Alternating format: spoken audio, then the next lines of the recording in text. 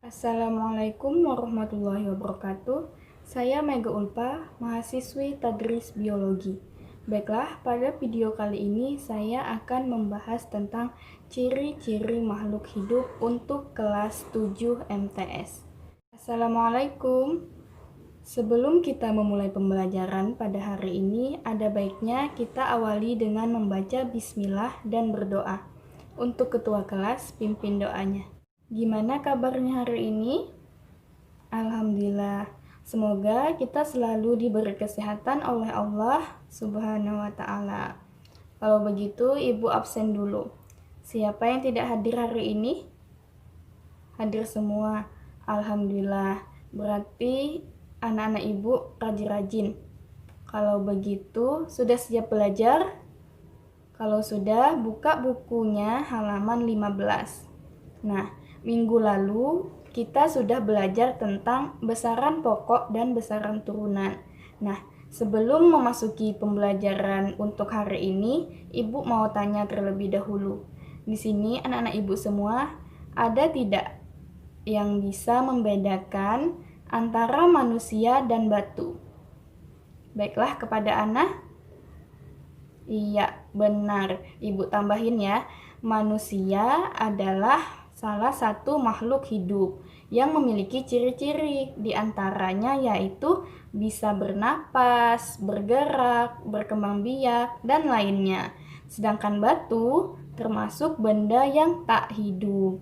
Jadi batu tidak bisa bergerak sendiri. Maka itu batu disebut dengan benda tak hidup, berbeda dengan manusia.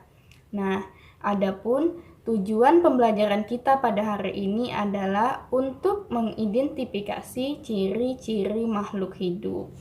Makhluk hidup pada umumnya terbagi menjadi manusia, tumbuhan, dan hewan.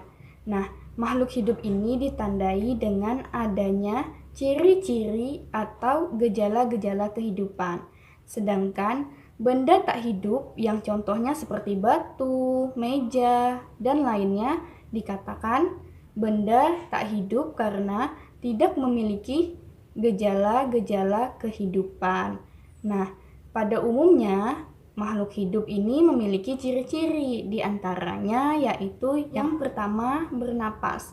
Nah, bernapas adalah proses memasukkan udara yang banyak mengandung oksigen dan mengeluarkan zat sisa yang berupa karbon dioksida. Nah, dari proses bernapas ini, maka akan menghasilkan energi dan uap air.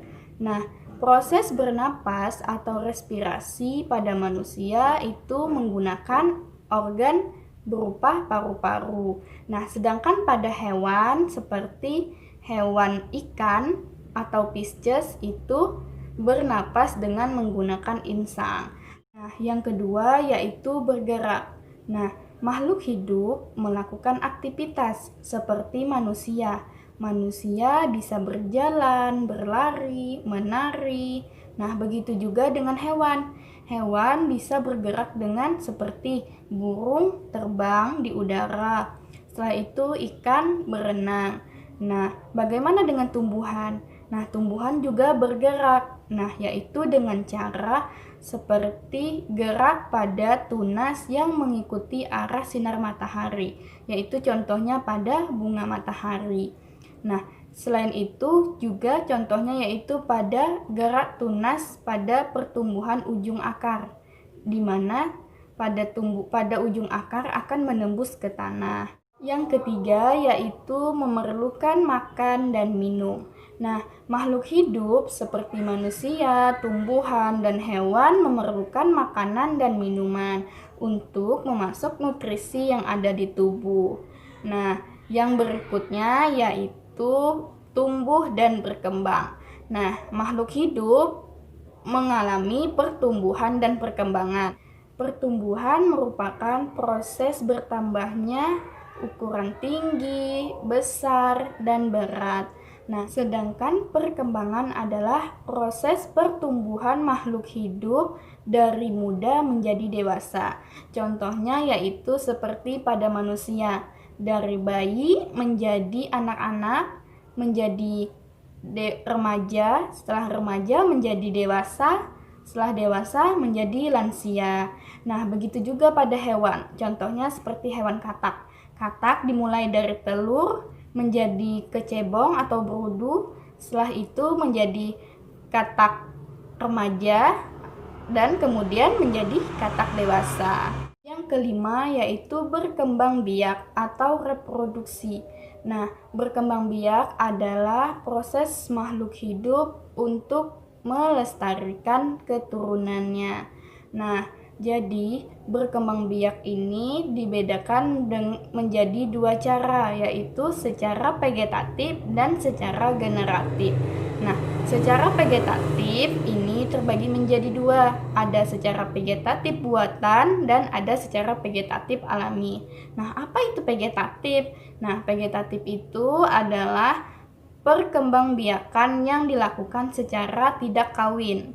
Nah, contohnya itu pada perkembangbiakan vegetatif secara alami yaitu pada pohon pisang, yaitu pohon pisang berkembang biak dengan cara bertunas.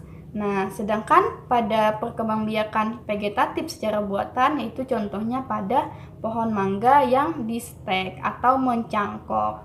Nah, yang kedua yaitu secara generatif. Nah, secara generatif ini adalah perkembangbiakan yang dilakukan secara kawin, yaitu dengan peleburan sel kelamin jantan dan sel kelamin betina. Contoh dari perkembangbiakan secara generatif ini adalah pada manusia dan hewan. Sampai di sini ada yang ingin ditanyakan? Alhamdulillah, kalau begitu sudah paham semua ya, karena tidak ada yang nanya.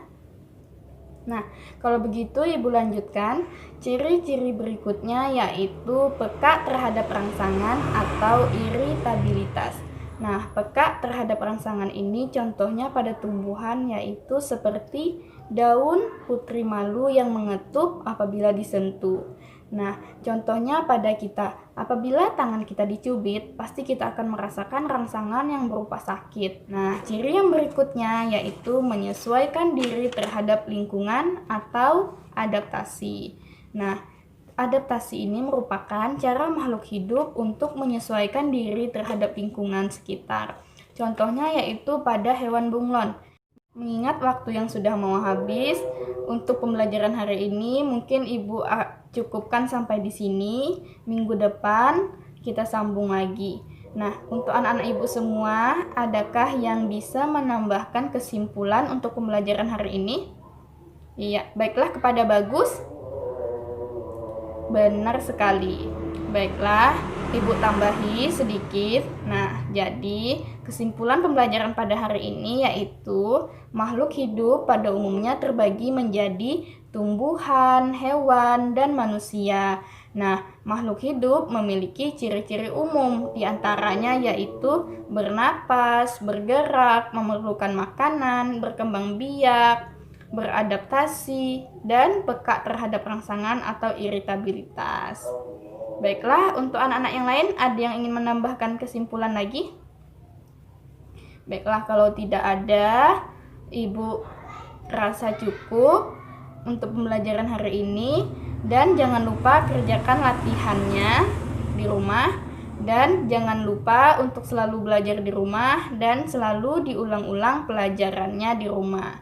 Nah, untuk mengakhiri pembelajaran kita pada hari ini, agar pembelajaran kita diberkahi oleh Allah Subhanahu wa taala, ada baiknya kita tutup dengan membaca doa. Nah, untuk ketua kelas tolong pimpin doanya. Alhamdulillah. Baiklah, cukup sampai di sini. Terima kasih atas perhatian.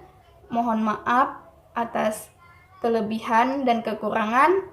Ibu akhiri, wassalamualaikum warahmatullahi wabarakatuh.